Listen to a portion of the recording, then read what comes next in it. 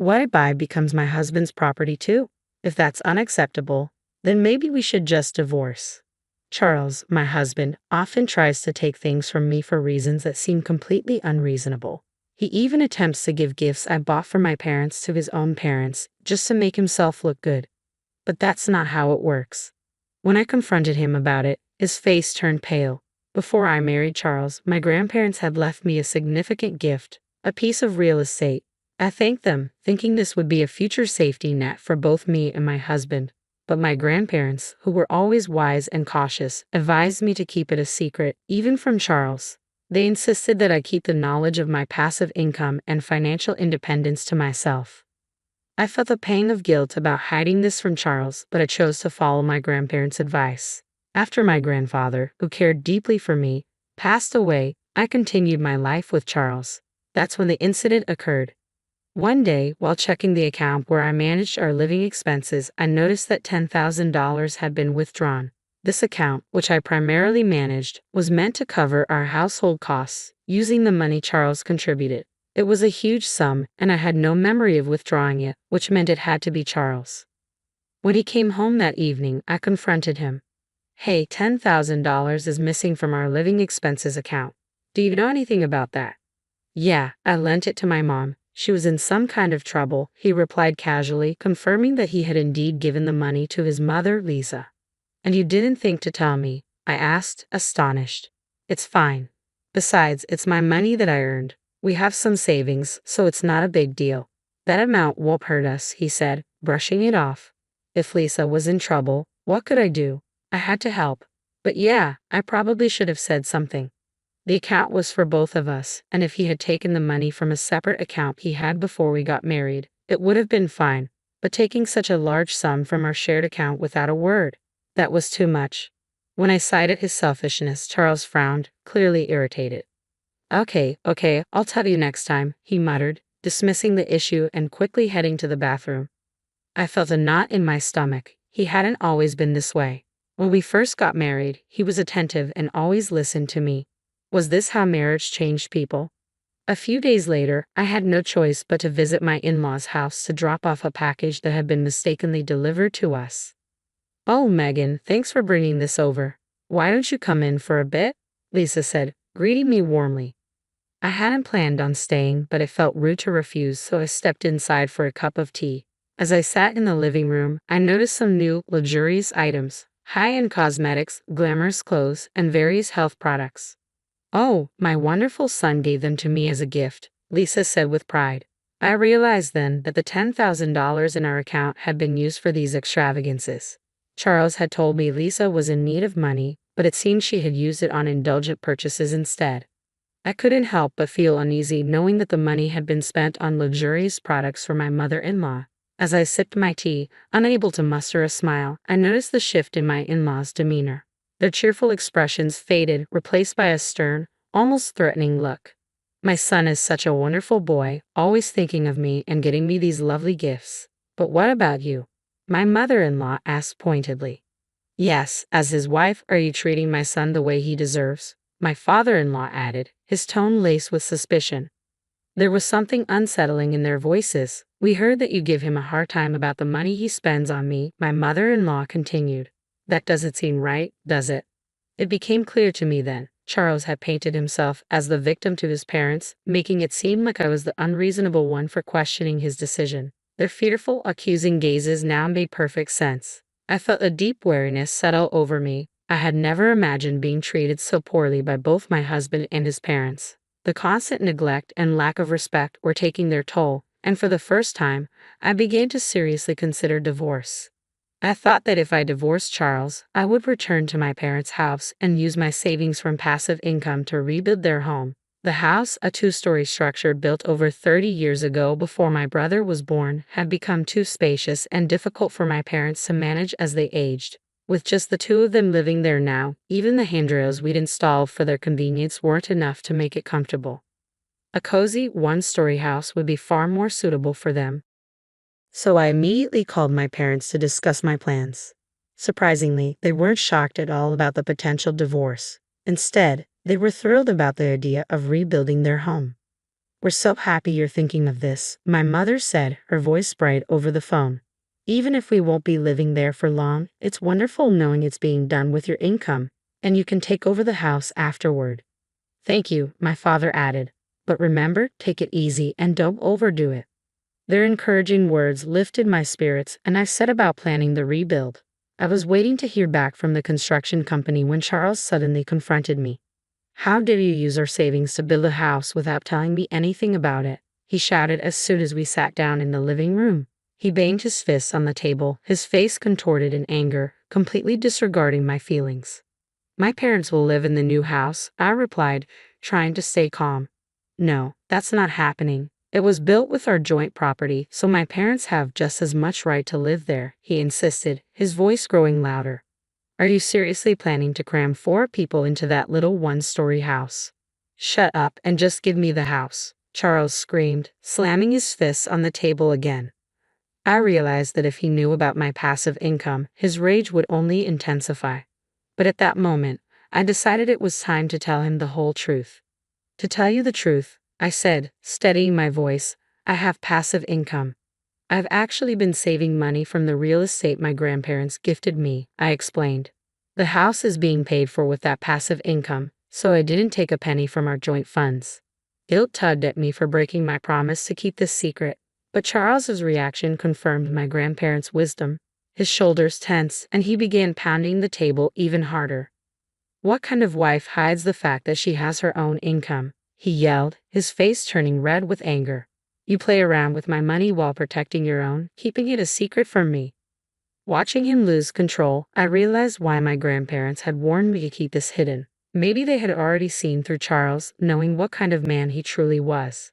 I'll take the house as alimony, he snarled. The house you built as my wife is mine too. I'm the head of this family, and if you disobey me, I'll divorce you. His words filled me with nothing but dismay. How had I lived with this man for so long without realizing his true nature?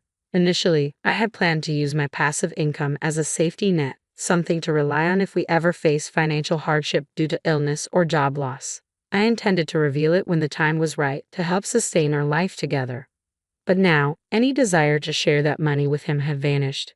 Be my guest, I said coldly as I rose from my seat and walked out of the house, leaving Charles and his demands behind. I couldn't stand being near Charles, so I decided to stay at a business hotel for the night to cool off. I planned to return home the next day with a clearer mind. However, when I walked in the following morning, Charles was waiting for me, a smug, unpleasant grin plastered across his face. As I entered, he approached me, holding a sheet of paper behind his back. With a smirk, he revealed it. It was divorce papers, already filled out. You're lying about that passive income, aren't you? He accused. You made it up to cover the fact that you were actually taking money from our joint account.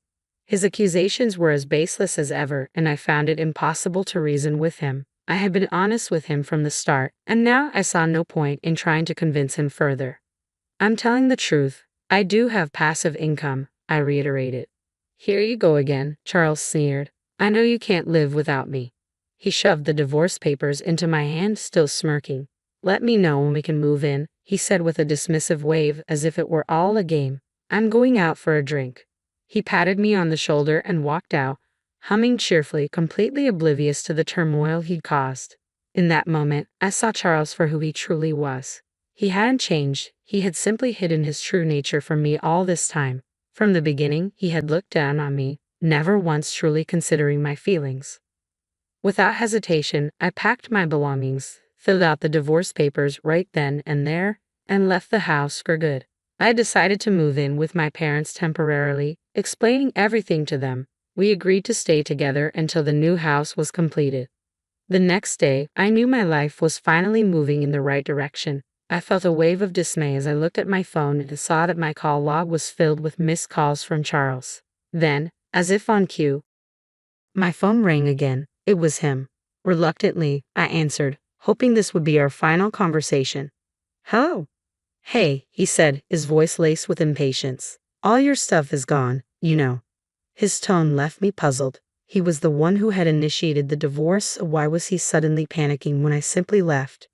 Yes, we're getting a divorce, so that's normal, I replied calmly. I won't be coming back, so feel free to use the empty space however you like.